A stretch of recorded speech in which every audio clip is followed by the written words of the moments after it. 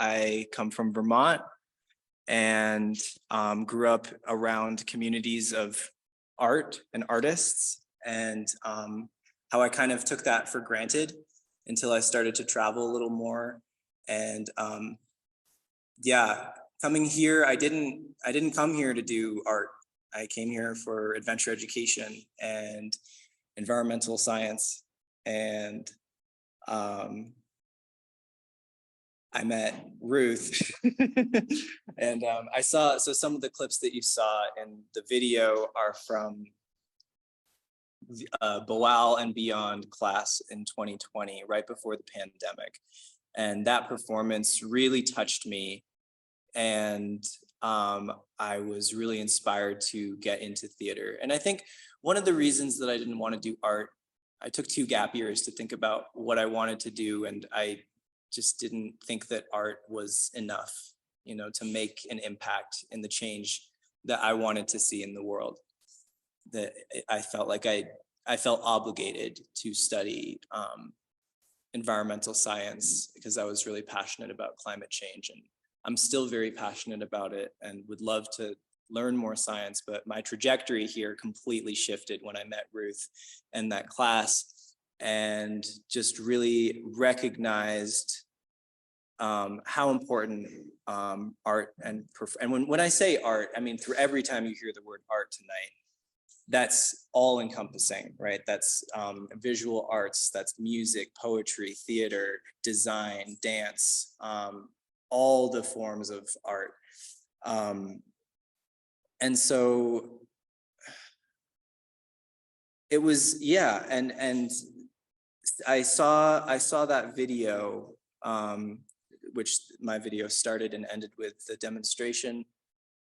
And it just really, it made me really sad that a school with the values that we have in socially engaged learning and social change and social impact, and how could you not have art?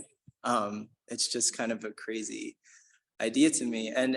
And as you heard, like some people were saying that like just we're losing the art in our daily lives, and we don't find the magic in things anymore. And being in college is, you know, education is constantly changing, but there is that pressure that we put on ourselves to be successful, whatever that means. And I mean, for me, I think theater specifically and dance were mediums for me to engage with that helped me to direct myself here, because this is a self-directed education experience here. And I don't think I could have had that sense of autonomy or critical thinking or compassion had it not been for my work with Theater of the Oppressed and Buteau and a lot of the things that were discussed in this video. So this is an advocacy piece. This is a call to action piece. This is the beginnings. This is just very, very unfinished work that you've seen. I intend to continue to do this work here. I'm going to keep interviewing students and faculty. The main objective that I have with this piece is just to start a dialogue. And that's what I want to do with y'all now. If you have any thoughts or things that arose from seeing this work. And actually, if we could start by just popcorning single words responses, if there's like one word that resonates with you in what you're feeling right now. And just raise your hand and I'll come over with the catharsis. Nostalgic.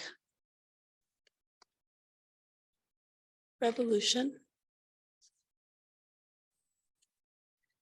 Grief.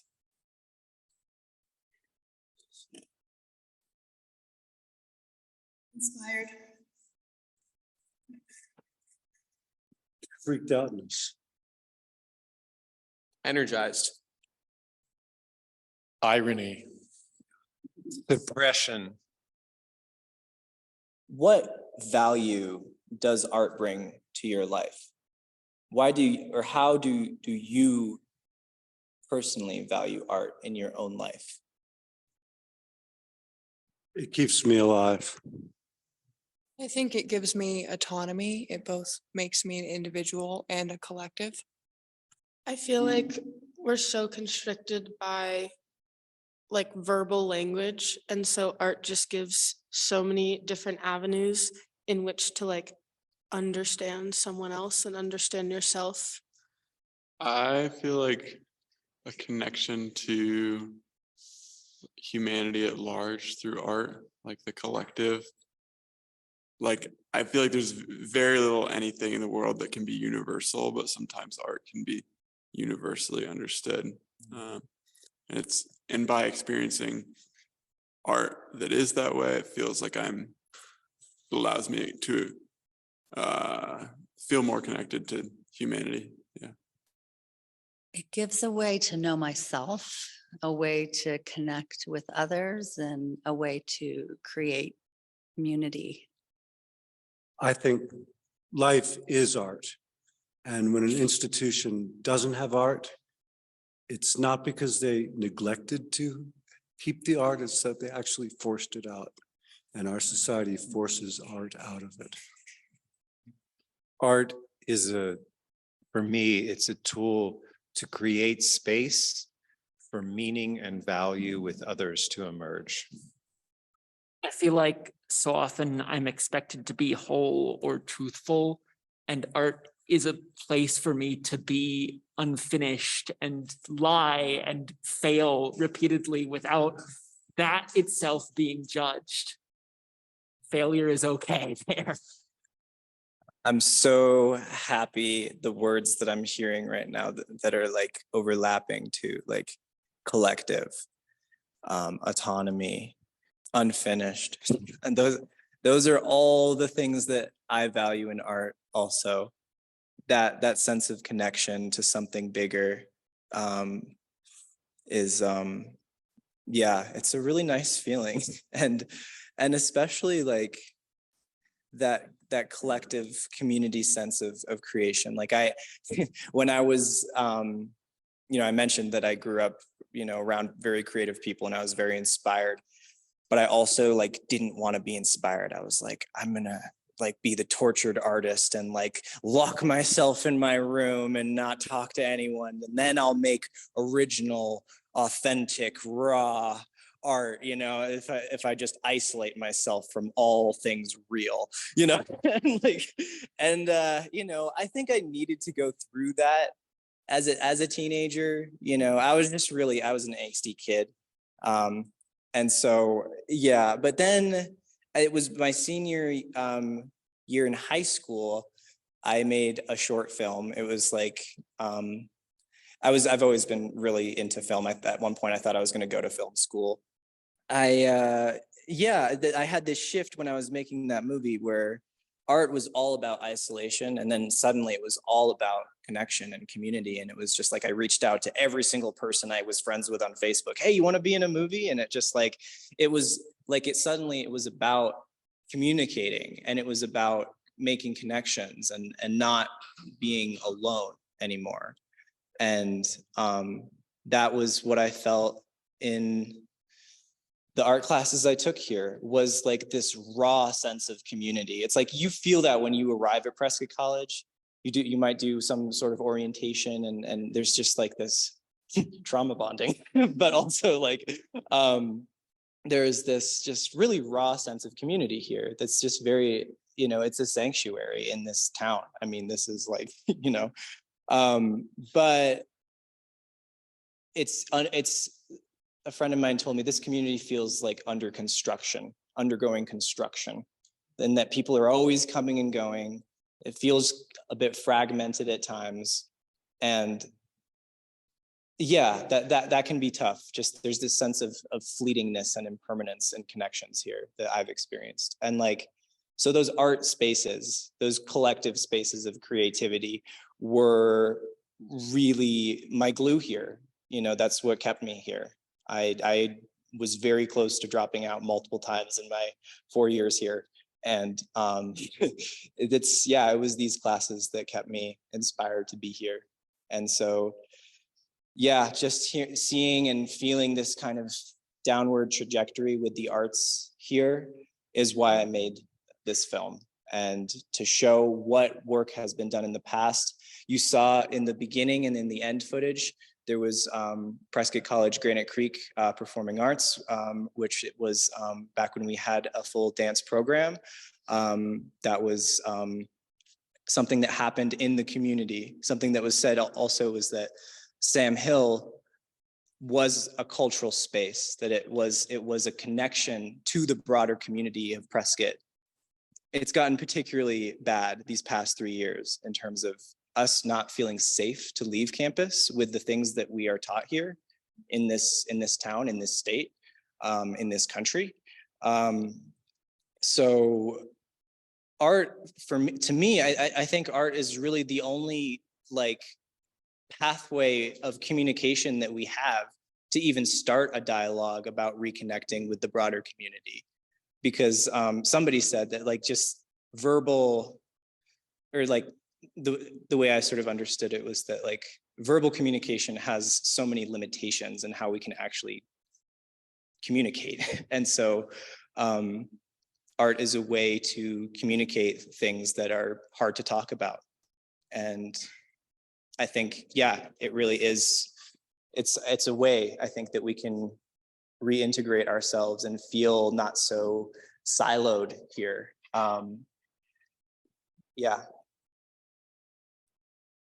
What are you going to do to reinvigorate a genuine arts program at Prescott College? And when are you going to invest in space? Since from this presentation, you saw at least 2 or 3 people indicate it was the glue that kept them here. Arts play a role in retention.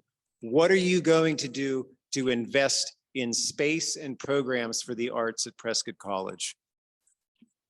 We have been saying things, we have been organizing, and like, so it's not time to listen anymore. It's time to take action. I think last night was a demonstration of like what Prescott College could be. And like classes like sexuality and sexual laws, like they're not in the arts department, but we're creating art because that's what we need to be here with all of our material conditions.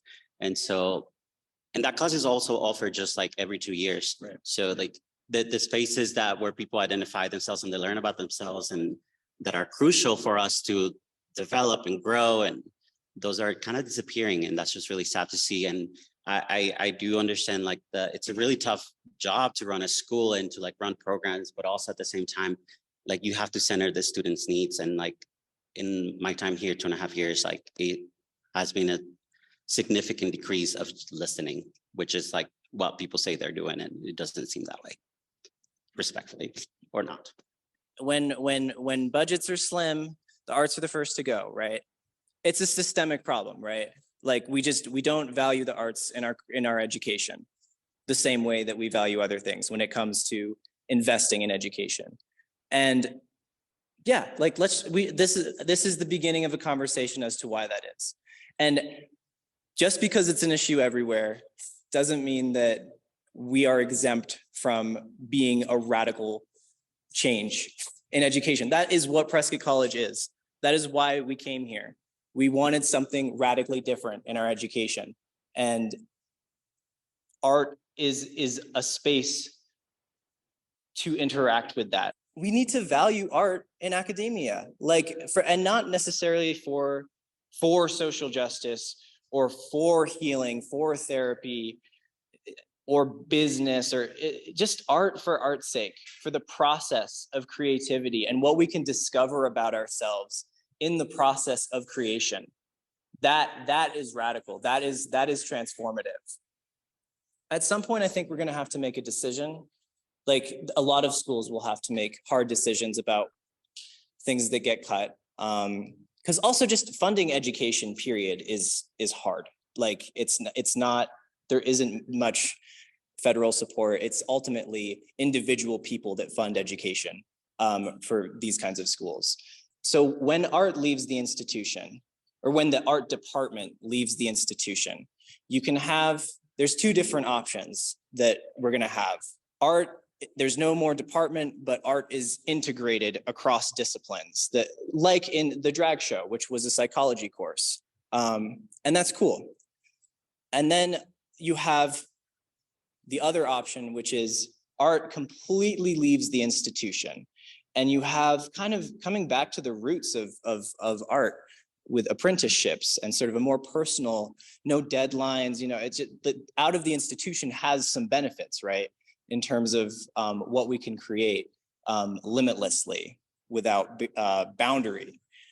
But the issue with art leaving the institution without an art department, without art classes, is that students that feel like they're not talented, like they have no imagination, no creativity, like we hear this a lot, right? And I mean, it's just false. I mean, everyone is making art every second, like Aleje said, whether they realize it or not. And those classes are entry points, right? And that's how we are able to, that's making art accessible to those people who don't believe that they can be artists, that they can't create, that they can't contribute or be a part of that. So there was a comment made by the Dean Aaron Lotz about outcomes, and we are in the era of outcomes-based education, and I'm going to speak to this because my master's is in higher ed. Aaron says one of the important initiatives of last year was to evolve our undergraduate wide learning outcomes. These essentially drive our education and also inspire the flavor of each major in line with our values. The updated learning outcomes include and center arts and communication. The measured outcome statement is for students to express activism through artistic expression. I'll go back just for a moment to the video, which our artist Jocko made, Art and Education, and to the interview that he made, that when art becomes subjected to something which a cause or a desired outcome or an expectation, that it is no longer art. And so there we have actually more than just a head-to-head here at the moment between about economics and society and the value of art. We actually have an educational misunderstanding in outcomes-based education on what you can do to art and whether you can usurp its power and use it purely as a basis of healing or purely as a basis of language, or purely art is art. It exists because people exist. It existed for longer than anything in history. It is culture. There is nothing without art. I'm sorry. Subjecting it to outcomes-based education in that manner is narrowing the capacity of art. I apologize for my directness in my response. one of the biggest things that I learned in art classes is that we're so linear with our idea of progress. Like it's something we approach a destination. We even say, don't we say here, education is a journey, not a destination? We're so future oriented and product oriented, and art, that is how you put art in a box when it's all about the product. And I am a process artist. I make for the sake of making, for the process. That's what should be valued in art and education, is the process of making. Because if like they said, we can't imagine a better world if we can't create. And so it's that process of creativity, of imagination, that will help us to make this world a better place. And I think that schools need to understand that and support the arts.